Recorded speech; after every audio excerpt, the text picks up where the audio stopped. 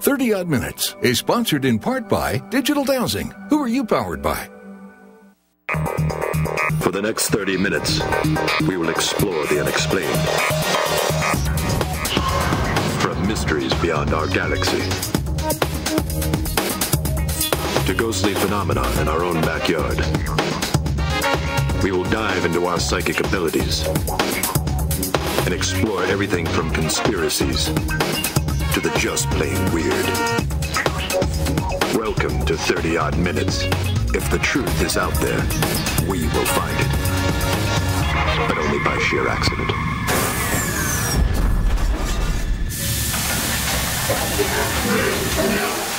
Hey! Yeah! Welcome to 30 Odd Minutes. The mothership has set down at the crossroads here in Mississippi because tonight we're talking about American legends and folklore, and I'm really excited. It's going to be an amazing show. Dr. Dreck's got some experiments going on. We're going to get to that in a second. But first, I want to say hello to our crew. Matt, Andrew, how are you guys? Ooh. Yeah, so, Howdy, Jeff. How's it going? It's good. How have you been? Not too bad, not too bad. Well, ship shape in Bristol fashion. Everything working on the ship? So far, so good. We're all on nominal 5x5. All right, excellent. Don't good tell to them hear. about that thing we broke, though. Yeah. Oh, God. All right. Duct tape and bubblegum and a dream holds the mothership together. And your support. We love it. You can watch live at 30oddminutes.com and email us at info@30oddminutes.com. Okay, Dr. Dreck said he's been working on a new teleporter system. Hopefully this is going to work this time. Doctor?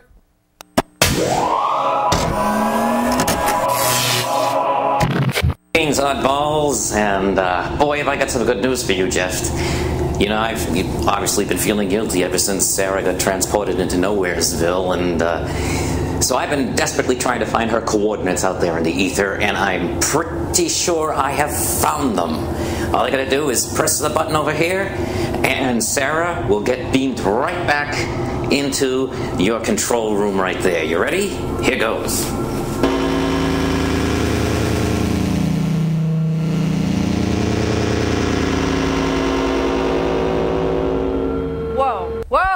Whoa. Who are you? Whoa. Who are you? What? I'm Where Jeff. am I? What is this? You're on the mothership. This is 30 Odd Minutes. Who are you? Mothership? I'm Laura. Where am I? What is this place? Hold on. Dreck, what did you do? Seriously. Gee, I'm sorry.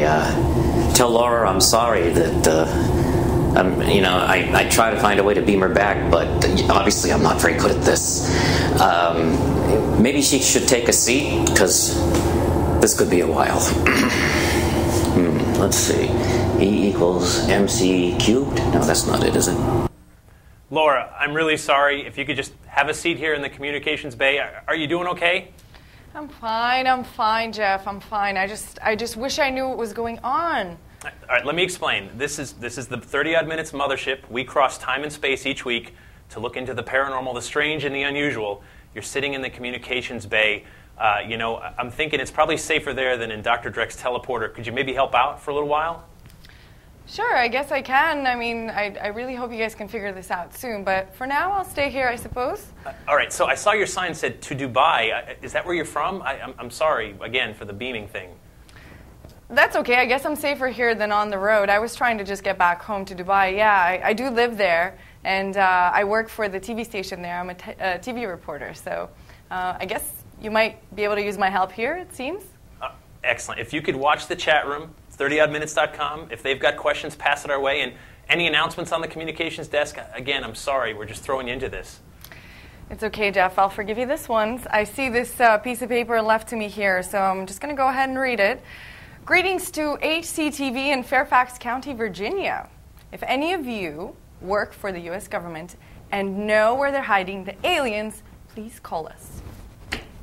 Absolutely. Please do call us. Are you from Dubai originally? I hear an accent there. There is an accent. I don't even know where it's from anymore. I'm actually originally Bulgarian, and I've lived all over the world, including Canada, which is maybe the accent you hear.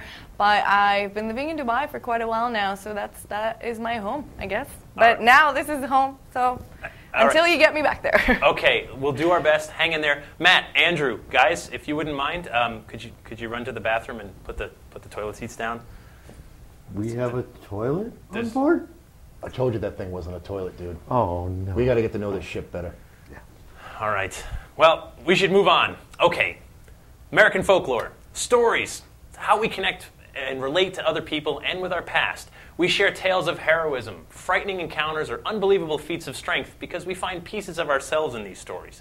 Tonight we're going to talk about some American legends and folklore while we explore their roots and the bigger meaning. Our guest is the author of the Spooky series of books, which features 24 titles from folklore all over North America. Her two latest titles are Spooky Georgia and Spooky Indiana. She's the founder of the popular website AmericanFolklore.net. She's been a guest on many radio programs and lectures throughout the United States. Please welcome, beaming to us live from New York's Hudson Valley, Sandy Schlosser. Yeah! Hey! Yeah! Hi, Sandy. How are you, Jeff? I'm good. Thank you for joining us on the mothership here tonight. Is this your first time talking to a spaceship? I think so, yes. Okay, well, we'll go easy on you. Let's start with, what is folklore? It seems like it's got a moving definition. It does have a moving definition. For practical purposes, I always think of it as the bulk of the stories and legends and tales and music and even jokes that are part of an oral tradition around a culture.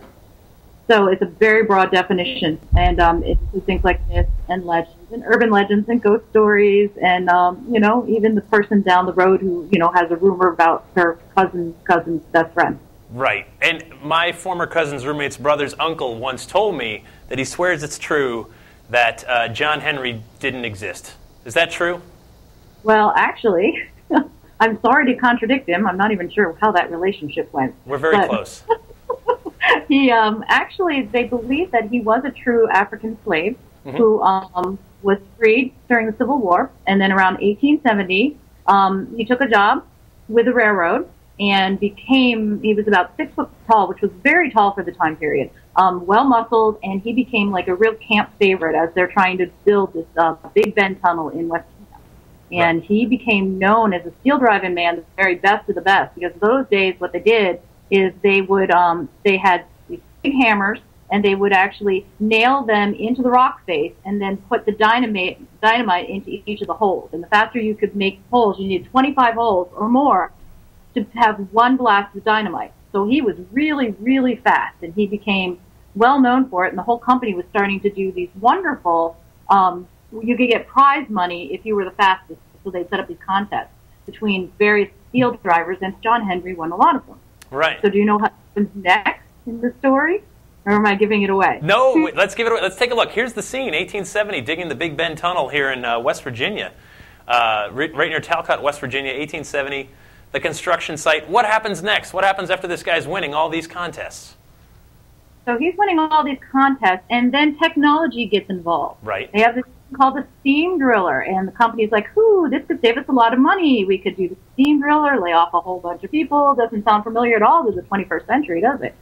So they're bringing in the steam driller, and they're thinking, we can replace the men here. And John Henry decides to take on a contest against the steam driller, man against machine. And so they actually put him there drilling holes in this machine drilling holes, set up a contest at the east entrance, I believe, of the tunnel. And John Henry won. According to the legend, John Henry actually went about 9 feet further than the steam engine, and he died doing it. He burst a blood vessel, or he had an aneurysm afterwards just from all the exertion, dropped dead on the scene. And they say they buried him right in the site. This is the legend now. And that folks started getting really scared to go there after dark because they could still hear him hammering in the tunnel. And that legend still says you can hear his ghost to this day if you go to the tunnel at nighttime, and you can hear him hammering away. Sandy, that sounds like the perfect premise to a song. I think it is. What a segue. Let's cue the music. Here it comes. Well, John Henry set up on the right side. They put the steam drill on the left. John Henry beat that steam drill through the ground, but he just hammered his fool self to death. He just hammered his fool self to death. It's a great song, guys. Come on, you sung that song when you were a kid, right? Oh yeah, yeah. Oh yeah. I can remember. Yeah, Mrs. Law, my music teacher, used to sing all the old work camp songs, and that was one of them. Absolutely. And Laura, growing up in Bulgaria, you probably sang about John Henry every day. Yeah, especially during the communist times when we got everything over from America and the West in general. And all the culture was just disseminated all around Bulgaria. Right. It was amazing. And you got John Henry first, right? Absolutely. That we actually woke up and sang that song, ate lunch, sang that song, went to bed, sang that song. It's pretty much all the time. But it was John Henry Steve. Yay! Woohoo! I think she's lying. She's going to fit in just fine here. Okay, so today there's a marker marking the actual site. The legend grew, right? The song, "The Man That Beat the Machine." You know, we saw his statue. There's the historical marker that's still there, and you know, and he's grown to epic proportions. He is part of country songs. He's part of music. He's part of our lexicon. You know, and you wonder, could there be a John Henry today? Is that almost like sports legends arise today? It could be. I mean, you know, it's a little different with mass media. We are able to, you know, make legends out of movie actors and sports figures and all kinds of people, you know. But you see what happens with the Olympics a lot. The Olympic athletes, suddenly every 4 years they pop up, and for a short period of time at least, they're all over the news. They're everywhere. Right. And so in some ways they're a John Henry. It just depends on how long they live and how long their story is passed around. Right, understood. Okay, now the mothership, you can see, we set her down here at the crossroads. And I heard a story. If you go down to the crossroads, you can make a deal with the devil. And since we're right here, I think we have to talk about Robert Johnson, blues legend, blues master, the father of blues. Tell us a story. There he is, Robert Johnson. Robert Johnson. So he was born in Mississippi, right here. And he was an aspiring bluesman. Was starting to get lessons and everything, had a tragedy, lost his wife and his son. And so he kind of disappeared off the scene for a while. The bluesman didn't know where he went. Comes back, and suddenly he's playing like crazy. He's the best. He's got his own style, his own way of doing things. He's new. He's on fire. He's kind of the core of this whole Delta blues area. And folks started saying, how in the world did he turn around so quick? And the story started getting around that what he'd done is gone down to this crossroads, maybe right even here, at the dark of a moonless night. And Satan came and tuned his guitar for him. And after that, he could really, really play. And so the legend started growing. People started telling the story all over the place. And, of course, he started writing songs like Crossroad Blues and Me and the Devil Blues, and all of these other pieces that are kind of hinting around, like Paganini way back when in the 1800s, you know, was also saying that he sold his soul to the devil for fantastic music ability. And so he certainly didn't discourage the legend in any way, shape, or form. Right. So also I have to admit that he probably got the idea from Liddell Johnson, who also claimed to have gone down to the crossroads on a moonless night to meet the devil. So. Right, and it led to some great music. Here's a quick clip of his Crossroad Blues, Robert Johnson. I went to the crossroads, fell down on my knees.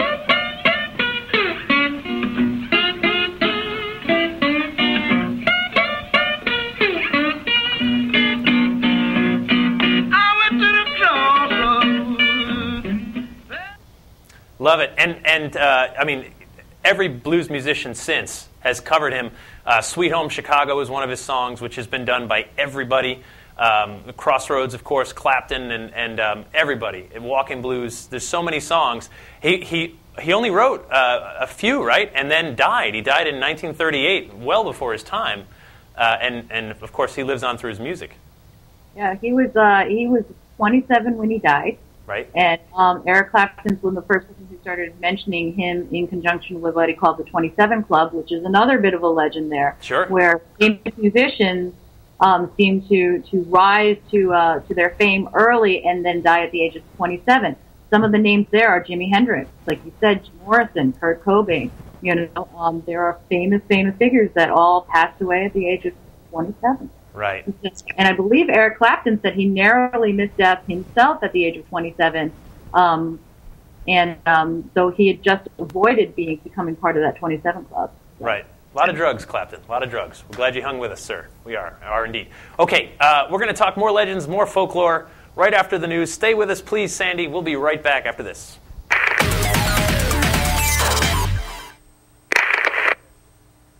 While being interviewed in Dallas, Texas recently, Robert F. Kennedy Jr. said that his late father always felt that Lee Harvey Oswald did not act alone in the assassination of his brother, President John Kennedy. RFK Jr. went on to say that even though his father went along with the Warren Commission's report, he always felt it was a shoddy piece of craftsmanship. When asked if his father had ever felt that members of organized crime had played a part in his brother's murder, RFK Jr. said his father did believe that. As Attorney General of the United States, Robert Kennedy had made life difficult for the mafia, giving them the motive for revenge on the Kennedy family. RFK Jr. also said his father had hired investigators to do research on the assassination and that they found phone records which connected both Lee Harvey Oswald and Jack Ruby, the man who shot Oswald, to powerful members of the mob. 60 years later, and there are still doubts about that awful day. In other news, actress Megan Fox told a writer for Esquire magazine that she enjoys attending her church where she has witnessed some crazy things happen, such as people being healed. Fox went on to say that her church is a place where she can feel free to speak in tongues. The film star said she first learned to speak in tongues at the age of 8 at the Pentecostal church she attended back home in Tennessee. She tried her best to explain the experience by saying, "It feels like a lot of energy coming through the top of your head, and then your whole body is filled with this electric current, and you just start speaking, but you're not thinking because you have no idea what you're saying. Words are coming out of your mouth, and you can't control it." I feel that way whenever I listen to that Talking Heads album, too. I'm Andrew Lake, and oddly enough, that's the news. Thank you, Andrew. News from the moon. Okay, we're talking about legends and folklore, American legends and folklore.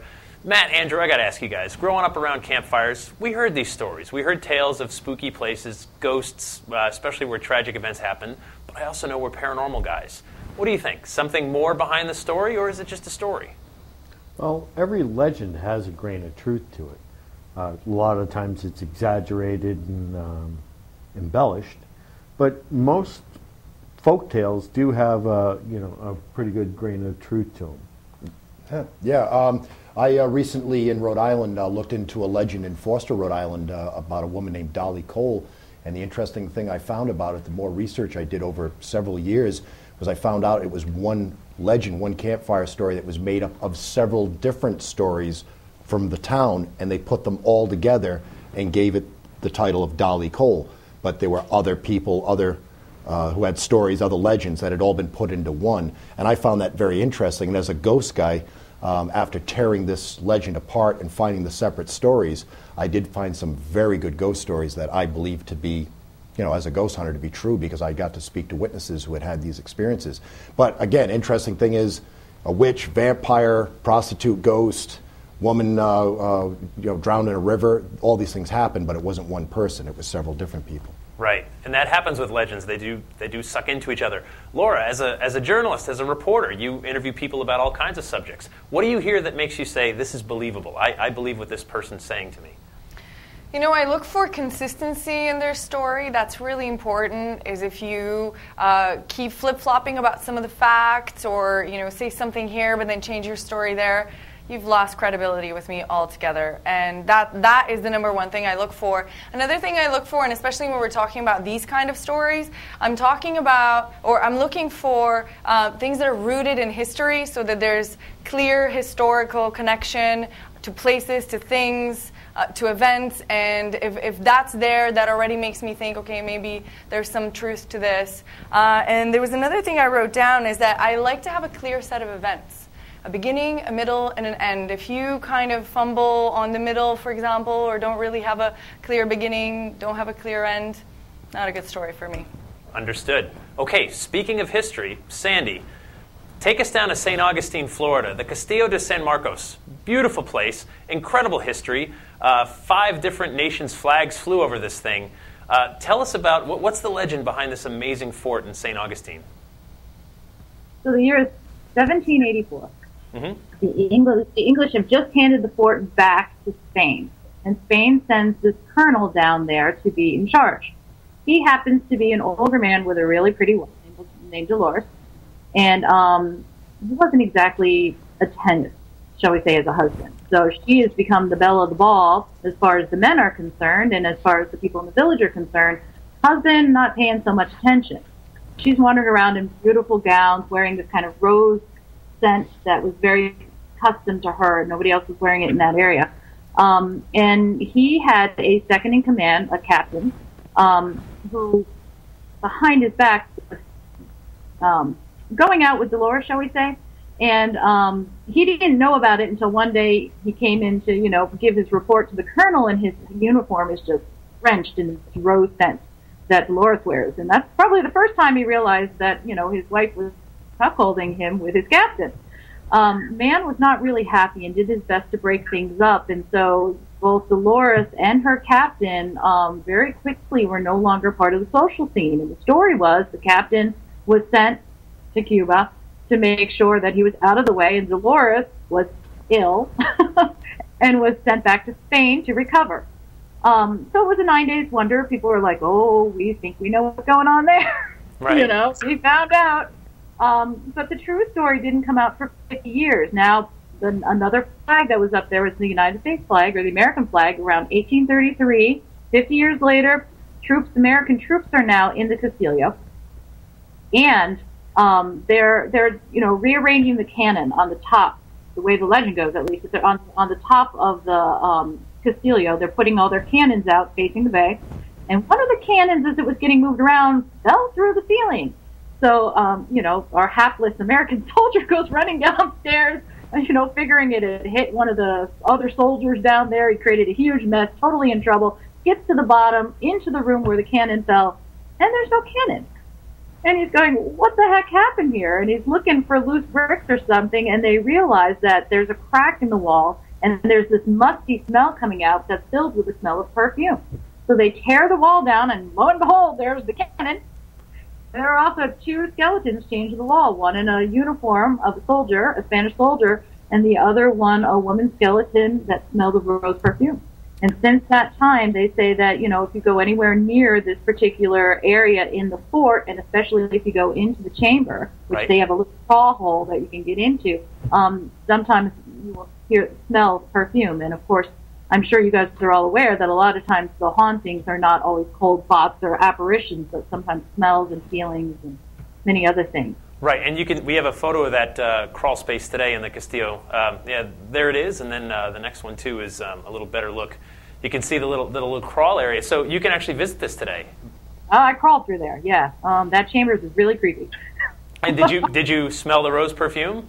I did not smell the rose perfume at the time, although at that moment most of my attention was on getting right back out of there. Right. It's very creepy, very dark. I would not have wanted to end my days there. Right. Okay, Sandy, we do have a question for you from our chat room. Laura, please. Yes, we have a question, Sandy, and you've been around the world, or around the country especially, and have covered various stories, and one of our viewers, and I'm not sure if I'm saying this right, but Wee Dog Mom is asking, do you ever get resistance from any of the locals when you do research in different towns and cities? I personally have not encountered the resistance. I know other people have. I don't know. I don't even know if it's just sheer luck. Because a lot of times what I do is I get to know the folks first, and we start talking normally, naturally, sometimes in a restaurant, sometimes, I've already prearranged the interview, so it just depends. And so we usually establish a common ground first, and then I talk to them about my research and what my personal experiences are, and especially if they've had a ghostly experience, the connection is instant, because finally they have somebody who is not going to think they're crazy when they tell me about their stories. Right. And I think that has made a huge impact on how people respond to me, is that I don't look at them as if they're nuts. I think, oh yeah, been there, done that, felt the cold spot, so. Right. Now, do you think it's more than just a story? Do you think there is something paranormal behind it, or do you think in some cases it's just folklore, just stories that get passed around and exaggerated? I think, for the Castillo, that room's definitely there, so I think there's definitely something behind that story. I think in the cases when I'm, for the question, when I'm interviewing people, a lot of people will actually tell me I'm either speculating or I heard this, or this is a story going around my town. And then you have the people who are like, they kind of look shifty side by side, like, okay, are there anybody here to overhear me? And then like Laura was saying, they give me a beginning, a middle, and an end with all of the things that I look for. I'm an editor as well in my day job. The same kind of credibility that I look for when I'm interviewing people like scientists and stuff. It's the same type of thing. It's almost unmistakable when it's a person who's had a real experience. Most of the time, because it scared the heck out of them. They don't know how to explain it, and they're a little scared to talk to anybody about it. Right. I mean, that's one of the most plausible things. You can't really fake that fear. No, understood. And why do you think we need these stories? You know, I mean, these legends, these stories, let's talk in broad strokes. You know, some of them go back many, many hundreds of years. If you get religious, it can go back thousands of years. Why do we continue to share these stories in an age where we've got 24/7 news coverage and internet and blogs and Twitter and Facebook? You know, why do we still need them? Well, I think we're actually a social people. The stories are the way we tell our culture to one another and how we define ourselves as a people. I mean, in the end, how many of you, read a textbook to find out how your friends are doing? No, you sit down with them and have a dinner, or you go out and talk to your friends on the street, or you arrange some way of getting together and having social time. Right. Twitter doesn't take the same place as that time to sit down with people and pass along the stories that you've heard. And I really think storytelling is how we define ourselves. Right. And I'm working right now on ancient ghost stories. And so one of the very first ghost stories that was ever around was the Sumerian tale of Gilgamesh. Right. Yeah, so, I mean, we can't get too much more ancient than that. No. And when it comes to Twitter, though, don't you wish some of your friends you could limit them to 140 characters and just be like, hey, how are you? I'm counting. Okay, listen, we only have a couple minutes left, but I want to talk about urban legends because that's just one of the most fun stories we can talk about. There's so many. What quick definition of an urban legend? So an urban legend just tends to have a more modern setting to it, and is definitely told as if it's true. When we were just opening the whole segment by saying, the cousin of my friend's wife's sister, that's exactly how the urban legends are passed along, and they are told as if they're true. There really is that alligator in the sewers, absolutely, because my cousin tripped over it. Right. That kind of thing. All right, wonderful. let's go to Texarkana, Texas. Take a look. Here's the water tower. We got a minute. Tell us about one of the most famous urban legends ever. Okay, well, we have the legend of the Hook Man. It's a very well-known legend. What happened is a couple is out parking, and they have the radio on, and these bulletins keep coming on saying, oh, there's an escaped prisoner from the penitentiary, and the way you know him is he has a hook instead of one hand. So, they're kind of making time with each other, but hearing these bulletins, and the girl's getting really nervous. So when there's kind of a bumping sound and the car shakes a little bit, she's like, okay, we're done. Get me out of here right now. And, of course, The boyfriend's kind of like, okay, totally ticked off. So he, lands the car into gear. He takes off really fast, just so angry, drives her home. They get out of the car. The girl starts screaming when she closes the door because there is a hook actually in the door handle on her side of the car. The Hook Man that bumping sound had been him coming to attack them. Right. And any truth to it? Any facts behind that nugget? Well, that whole Texarkana that you saw up there, that water tower, there was a set of what they called the Moonlight Murders, and they were lovers' lane murders. Now, he didn't have a hook. He was called the Phantom, and he wore a mask over his face. But it was terrifying, and they never found him. So it's one of the bases of the legend of the Hook Man. I mean, the Hook Man is they think it probably came into being around that 1950s time period when Texarkana was coming on. Right. It was also the basis of that legend, the boyfriend's death, where the boyfriend is found hanging over the car. Right. So both legends seem to have that as one of their sources. And, of course, parents wanting to discourage teens. Right. Don't park. The Hook Man will get you. Understood. Sandy, we are out of time. I appreciate you being with us. The new book, Spooky Georgia and Spooky Indiana, Talking Legends, American Folklore, at your great website, AmericanFolklore.net. From Andrew, Matt, and now Laura, to you. Folks, until next time, stay odd. Yay!